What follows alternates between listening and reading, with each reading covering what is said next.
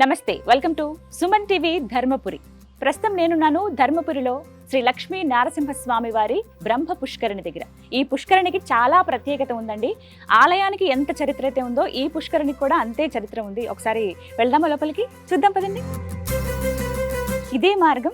ఇక్కడి నుంచే మనం పుష్కరిణి చూస్తే ఎంత చక్కగా కనపడుతుందో. మొత్తం పూర్తిగా ఈ పుష్కరిణి చుట్టూ కూడా మనకి ఇళ్ల నిర్మాణం జరిగిపోయింది. ఇంతకు ముందంటే ఇళ్ళేవి ఉండేవి కాదు. కేవలం ఆలయానికి దగ్గరలో, చాలా దగ్గరలో ఉంటుందండి. ఎక్కువ దూరం కూడా ఉండదు, 100 మీటర్లు కూడా ఉండదు. నడుచుకుని ఇలా వెళ్ళిపోవచ్చు. డైరెక్ట్గా మనకి ప్రధాన ఆలయానికి ద్వారం దగ్గరికి మనం వెళ్ళొచ్చు అనమాట. ఇక్కడ నుంచి చూడొచ్చు ఎంత పెద్ద పుష్కరిణో. దగ్గర ఒక 1000 స్క్వేర్ ఫీట్ ఉంటుంది. చుట్టూ ఎవరైనా భక్తులు వచ్చిన బ్రహ్మోత్సవాలు జరిగేటప్పుడు కూర్చోడానికి వీలుగా మెట్లు కూడా ఏర్పాటు చేశారు. అయితే ఈ పుష్కరిణికి సంబంధించి ఒక కథనం కూడా చెప్తూ ఉంటారు. ఎవరైతే గంగపుత్రుడు ఒక ఆయన ఉన్నారో వారు ఈ పుష్కరిణి తవ్వించారు. ఇలా అంటే స్వామివారికి ఇక్కడే కార్యక్రమాలు చేయొచ్చు, బ్రహ్మోత్సవాలు జరిగించడం కానీ ఇలాంటి కార్యక్రమాలు చేయొచ్చు. స్వామివారికి అంటే నరసింహ స్వామివారికి ఏమైనా కార్యక్రమాలు చేయాలని అనుకున్న కొంతమంది ఏంటంటే బ్రహ్మోత్సవాలు చాలా ఘనంగా చేస్తారు. మనకి బ్రహ్మోత్సవాలు అనగానే తిరుమల గుర్తొస్తుంది. అలాగే వైష్ణవ ఆలయాలకు సంబంధించి కావచ్చు, ఏ ఆలయాల దగ్గరైనా ప్రత్యేకంగా స్వామివారికి అభిషేకాలు కానీ తెప్పోత్సవాలు చేస్తూ ఉంటారు. బ్రహ్మోత్సవాల సమయంలో డోలోత్సవం అని ఇలాంటి కార్యక్రమాలు చేస్తూ ఉంటారు కదా. అలాంటి వాటికి చేయడానికి వీలుగా స్వామివారికి నా వంతుగా నేను చేయాలనుకుంటున్నాను. అందులో భాగంగా గంగపుత్రుడు ఈ విధంగా ఒక పుష్కరిణిని తవ్వటం జరిగింది. ఇక్కడి నుంచి నడవడానికి మార్గం కూడా మనం చూడొచ్చు. దగ్గర ఒక 100 అడుగులు వేస్తే ఇక్కడ మధ్యలో మనకి మండపంలాగా ఏర్పాటు చేశారు. అక్కడ స్వామివారిని అక్కడ కూర్చోబెట్టి అక్కడ డోలోత్సవం ఈ కార్యక్రమాలు నిర్వహిస్తారనమాట. అయితే దానికి తగ్గట్టుగానే అంతా ప్లాన్ చేసుకుని చక్కగా ఒక పుష్కరిణిని తవ్వించి స్వామివారికి ఈ విధంగా చెప్పాలి, చక్కగా పుష్కరిణి నేను తవ్వించాను, వారు వచ్చి ఇక్కడ స్నానం ఆచరిస్తే ప్రత్యేకంగా స్వామివారికి ఈ నీళ్లతో అభిషేకం చేస్తే ఎంత బాగుంటుందని చాలా మురిసిపోయారట ఆ గంగపుత్రుడు. కానీ సరే ఇంత చేశాను కదా, వీటికి ఇంత లెక్క అయింది, తవ్వటానికి ఇంత ఖర్చు అయింది, ఈ స్తంభాలు ఏర్పాటు చేయడానికి ఇంత ఖర్చు అయిందని చెప్పి ఈ స్తంభాలు ఏవైతే ఉన్నాయో బ్రిడ్జ్ లాగే ఉంటుంది ఇది. అక్కడి నుంచి స్టార్టింగ్ నుంచి ఈ సెంటర్ ఇంకొక వైపుగా మనకి అంటే 4 వైపుల ద్వారాలు ఉంటాయి. ఇంకొక వైపు ఏదైతే మొదటి ద్వారం ఉందో దానికి ఆపోజిట్ ద్వారం ఏదైతే ఉందో అక్కడ వరకు దగ్గరలో ఉంటుందన్నమాట. మనకి ఇక్కడ మధ్యలో గోపురంలాగా ఏర్పాటు చేశారు కదా, ఆ ప్లేస్ వరకు కింద మనకి చూస్తే బ్రిడ్జ్ లాగా మనకు కనిపిస్తుంది. స్తంభాలు ఏర్పాటు చేశారు, వాటి మీద కొంత లెక్కలు రాశారట. ఈ స్తంభాలకి ఎంత ఖర్చు అయింది, ఈ మెట్ల నిర్మాణానికి ఎంత ఖర్చు అయింది, తవ్వటానికి నాకు ఎంత ఖర్చు అయిందని చెప్పి. ఒక్కసారి ఆలోచించండి, స్వామివారి గురించి మనం దేవుడి కార్యాలు చేసేటప్పుడు ఇలా లెక్కలు వేయటం అనేది ఆ స్వామివారికి నచ్చదట. ఎందుకంటే ఆ విషయం పర్టికులర్గా ఇక్కడ మళ్ళీ రుజువైందనే చెప్పుకోవాలి. అసలు నా కోసం చేసే కార్యక్రమం ఇది, నాకు సంబంధించిన పనులు చేయాలని, నాకు డోలోత్సవము అలాగే తెప్పోత్సవాలు కానీ నాకేమైనా అభిషేకాలకు సంబంధించి కావచ్చు, అలాంటి వాటి కోసం నా కోసం చేసిన పనికి నువ్వు ఈ విధంగా లెక్కలేస్తావా అని చెప్పి స్వామివారు ఆ గంగపుత్రుడి మీద అలిగారట. నేను ఇంకా అస్సలు నీ కోనేరు వైపు ఏదైతే పుష్కరిణి నువ్వు నా కోసం తవ్వించానని చెప్పి లెక్కలు రాసావో అసలు ఆ పుష్కరిణి వైపు నేను కన్నెత్తి కూడా చూడను అని స్వామివారు అలిగారట.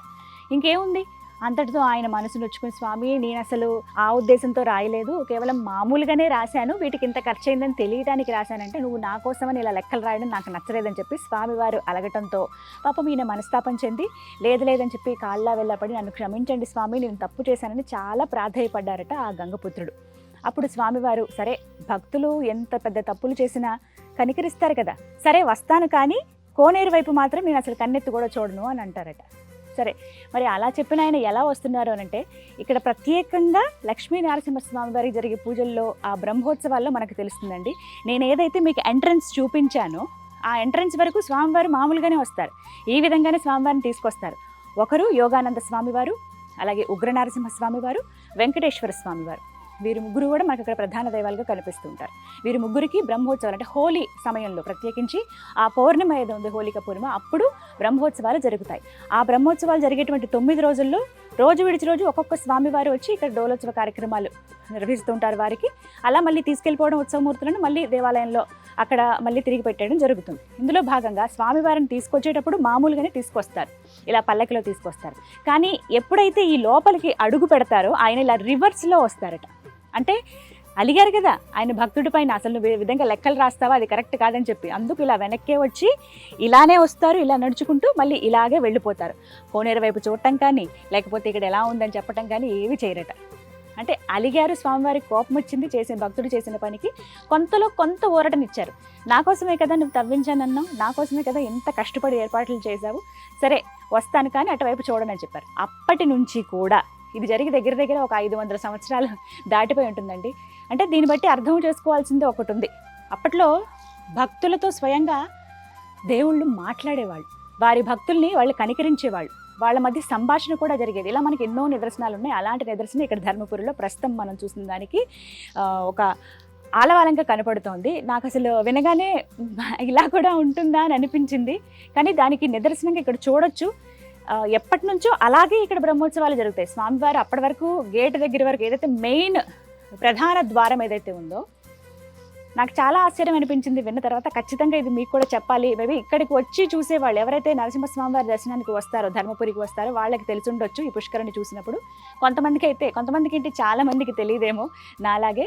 అందుకే మీ అందరికీ తెలియాలనే ఉద్దేశంతో చెప్తున్నాను. ద్వారం వరకు స్ట్రైట్గానే నార్మల్గా మనం అందరం ప్రవేశించినట్టుగా వచ్చినా లోపలికి వచ్చేటప్పుడు మాత్రం వెనక నుంచే తీసుకొస్తారు. అలాగే స్వామివారు వెళ్ళిపోతారు. ఇది ఎన్నో సంవత్సరాలుగా జరుగుతున్న కార్యక్రమమే. కానీ ఇక్కడ చాలా పెద్ద స్థలం అండి, దగ్గర 1000 స్క్వేర్ ఫీట్ ఉంటుంది. అలాగే కూర్చోడానికి కూడా 10,000 మంది పైన కూర్చుంటారు.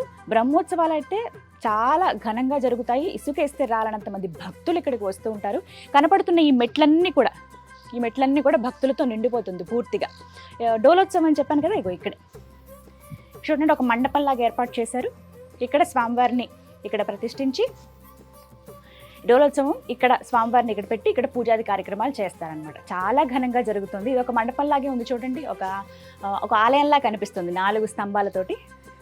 ఇక్కడి నుంచి అందరూ చూడడానికి వీలుగా ఉంటుంది. కొంచెం ఎత్తులో పెడతారు. స్వామివారు అందరికీ కనిపిస్తారు చక్కగా. ఎంత బాగుందో ఇక్కడి నుంచి చూస్తున్నా కూడా పూర్తిగా కనిపిస్తుంది. ఇక్కడ ఇళ్ల నిర్మాణాలు కూడా జరిగిపోయాయి కదా, ఇళ్ల పైకి కూడా చాలామంది అక్కడి నుంచి వీక్షిస్తూ ఉంటారు స్వామివారి డోలోత్సవ కార్యక్రమాన్ని. అలాగే కార్తీక మాసంలో అయితే పూర్తిగా ఇక్కడ ఏవైతే మెట్లు మనకు కనిపిస్తున్నాయో ఆ మెట్లంతా కూడా దీపాలతో నింపేస్తారండి. అంత బాగుంటుంది చూడడానికి, 2 కళ్ళు చాలవు. నాకు ఒకనొక ఫ్రెండ్ ఇలా కొన్ని పిక్చర్స్ నాకు పంపించారు, అప్పుడు చూశాను. పూర్తిగా దీపాలు పెట్టేశారు. అసలు ఎంత బాగుందో, చాలా అందంగా కనిపిస్తుంది. సో ఇప్పుడైతే ప్రస్తుతం ఏ కార్యక్రమాలు, ఇప్పుడు మళ్ళీ కార్తీక మాసం వస్తుంది కాబట్టి మళ్ళీ మనం అవి చూడొచ్చు అలాంటి పిక్చర్స్. లేదు మేము డైరెక్ట్గా ధర్మపురికి వద్దాం అనుకుంటే కనుక ఖచ్చితంగా మీరు పుష్కరిణి దగ్గరికి రండి. మామూలు అప్పుడైతే అలౌ చేయట్లేదు ఎవరిని, మేము ఒక పర్మిషన్ తోటి లోపలికి రావడం జరిగింది. ఇక్కడ ఇలా చూపించాలి అందరికీ అనే ఉద్దేశంతో. మామూలు రోజుల్లో అయితే మనకి బయట నుంచి అలా చూసి వెళ్ళిపోవచ్చు, ఇక్కడ చరిత్ర గురించి తెలుసుకోవచ్చు. చాలా ప్రత్యేకంగా ఉంటుంది పుష్కరిణి అంటే. మనకి కేవలం మధ్యలో ఒక మండపం ఏర్పాటు చేస్తారు, నీళ్ల ద్వారానే నడుచుకుని వచ్చి మండపంలో స్వామివారిని కూర్చోబెట్టడం ఉంటుంది. కానీ ఇక్కడ నడవటానికి ఒక మార్గం అనమాట, ఎందుకంటే స్వామివారు అలాగే నడుచుకుని వచ్చారు కాబట్టి. వెనక నుంచి వెళ్ళిపోతారు కదా, ఇదే మార్గం. ఇగో ఇప్పుడు నేను వచ్చాను కదా అలాగే, కాకపోతే ఆయన వెనక నుంచే వెళ్ళిపోతారట. 3 మూర్తులు కూడా అలాగే అనమాట. వెంకటేశ్వర స్వామివారు, యోగానంద నరసింహస్వామివారు, ఉగ్ర రూపంలో నరసింహస్వామివారు, వారు కూడా చాలా ప్రత్యేకమైనది. నేనైతే ఎక్కడా ఇలా ఒక పుష్కరిణిలో స్వామివారు ఇలా అలిగారు కానీ భక్తుడిని కనికరించడానికి, ఆయనని కాస్తైనా బుజ్జగించడానికి ఈ విధంగా అనమాట. సో దీన్ని బట్టి అర్థమైంది ఎంత అదృష్టవంతులు. అలా అయినా భక్తులతో స్వామివారు మాట్లాడడం కానీ, అలగాలన్నా వారిపైన కటాక్షం చూపించాలన్నా అంతా ఆయన చేసేది కదా, ఆయన లీలలు ఇవన్నీ కూడాను. చాలా బాగుంది, హాయిగా అనిపిస్తుంది ఇక్కడ ఉంటే. కానీ అదృష్టం ఉండాలి ఇలాంటి ప్లేసెస్కి రావాలంటే. ప్రధానంగా నేను ఫస్ట్ చెప్పినట్టుగా ఆలయానికి ఎంత చరిత్ర అయితే ఉందో, 1000 ఏళ్ల చరిత్ర, ఘన చరిత్ర ఉందండి లక్ష్మీనరసింహస్వామి వారి ధర్మపురి క్షేత్రానికి. అంతే చరిత్ర దీనికి కూడా. మీకు సమయం ఉంటే కనుక ఖచ్చితంగా రండి. ధర్మపురిలో ఎన్నో అసలు లెక్కలేనన్ని ప్లేసెస్ ఉన్నాయండి. నేను ఇంకా చాలా తక్కువ ఎక్స్ప్లోర్ చేస్తున్నాను. మీరు వస్తే కనుక ఒకేసారి కొంత సమయం పెట్టుకుని రండి. ఆధ్యాత్మికంగా మీరు ఇంకా తెలుసుకోవాల్సినవి, చూడాల్సినవి చాలా ఉన్నాయి ధర్మపురిలో.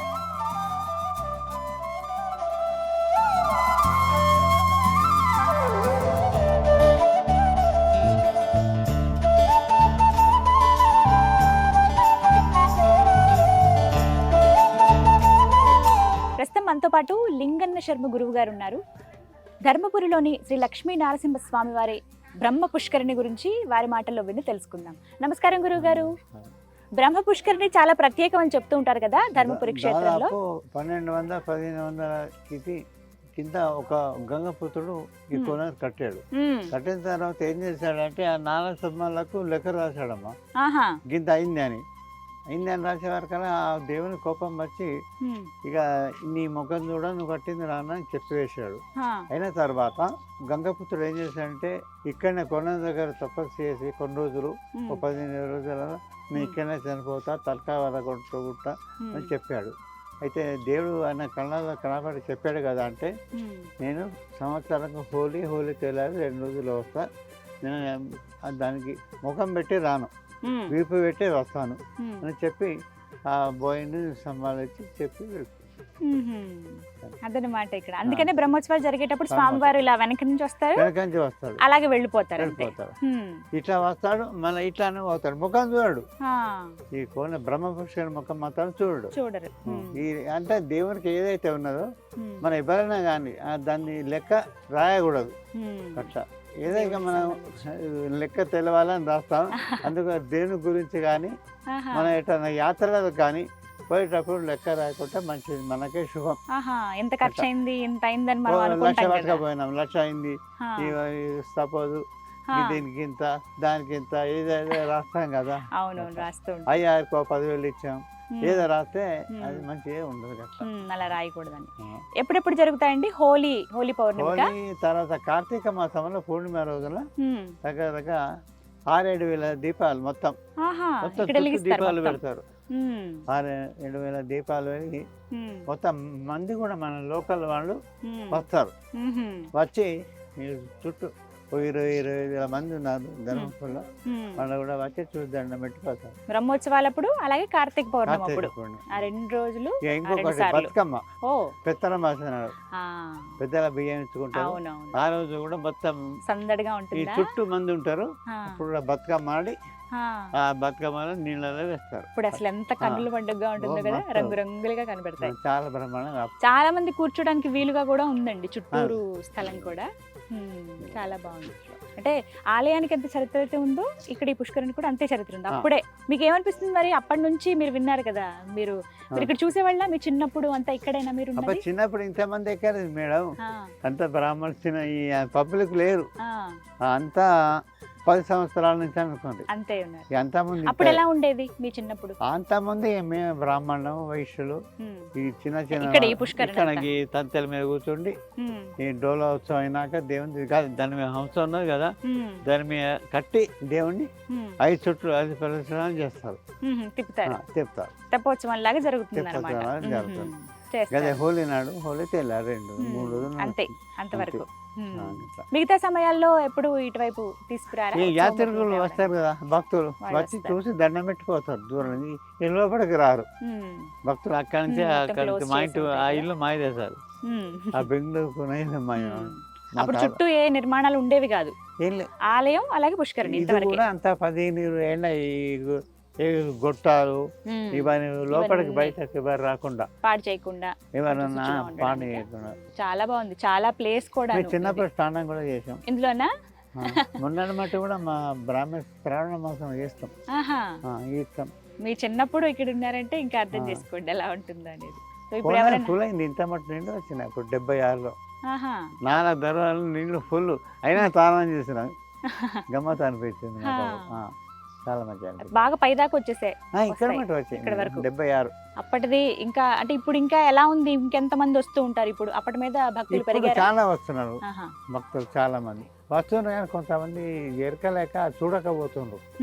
చెప్తేనే వాళ్ళు పలానా దిక్కు బ్రహ్మ అంటే చూసిపోతారు. అట్లా దీనికన్నా ఇంకా గోదావరి కూడా చాలా వస్తారు. శుక్ర బుధవారం మంది ఫుల్ స్నానానికి, శనివారం దానికి కూడా దాని దక్షిణ కాశీ. అది గౌతమ ఋషి తపస్సు చేసిండు. అది అవి ఏంటంటే నాసిక నుంచి మనకు నిండు వస్తాయి. గోదావరి నాసిక నుంచి చాలా పుణ్యక్షేత్రమైన, చాలా ప్రత్యేకమైన ప్లేస్లు ఇవన్నీ కూడా. అదృష్టం ఉండాలి కదండి, భాగ్యం. ఇప్పుడు మీరు శివాలయం పోయింది కదా, కాశీ విశ్వేశ్వరుడు అంటే రామలక్ష్మణులు ఇద్దరు భుజాల మీద తెచ్చి ఇక్కడ ప్రతిష్ట చేసిండు శివుడింది. అది కూడా చాలా బాగుంటుంది. ఔరంగా కాలంలో కొన్ని శిల్పాలు అంటే మేము 69-70లో కూడా కొన్ని హిమధర్మరాజు అవన్నీ బండాలు ఉండే, అవన్నీ ఎక్కడ వారవేసారు. వాటిని నరికేండు మేడం. అప్పుడు కొంచెం మనం హిందూ అంటే మనకు పడకపోయేది అప్పుడు కూడా. కానీ ఇక్కడ అసలు ధర్మపురి ఎన్ని ఆలయాలు ఉన్నాయో అన్ని ప్రత్యేకమైనవి. దేనికదే ఒక ప్రత్యేక. ఇప్పుడు ఈ ధర్మపురికి వస్తే ఏ యాత్ర అవసరం లేదు. గౌతమ మహర్షి రామాలయం, దత్తాత్రేయ దేవాలయం, దేవస్థాన అన్ని కూడా ఉన్నాయి, అన్ని చూడొచ్చు. అన్ని దేవాలయాలు ఉన్నాయి, చాలా సంతోషం అండి, అన్ని చాలా అన్ని. చాలా సంతోషం అండి. నమస్కారం. నమస్తే. విన్నారుగా, ధర్మపురిలో అడుగడుగున ఆధ్యాత్మికత కనిపిస్తుందండి. ప్రత్యేకించి ఎన్నో ఆలయాలు ఉన్నాయి. మీరు ఇక్కడికి ఒకసారి వస్తే ఇంకా వేరే ప్రాంతాలకు వెళ్ళాలని కూడా అనిపించదు. మేము ఎక్కడో హైదరాబాద్ నుంచి వచ్చాం, ఇంక ఇక్కడే ఉండాలి, కొన్ని రోజులు ఇక్కడ ఉన్న విశేషాలన్నీ తెలుసుకోవాలని అనిపిస్తోంది.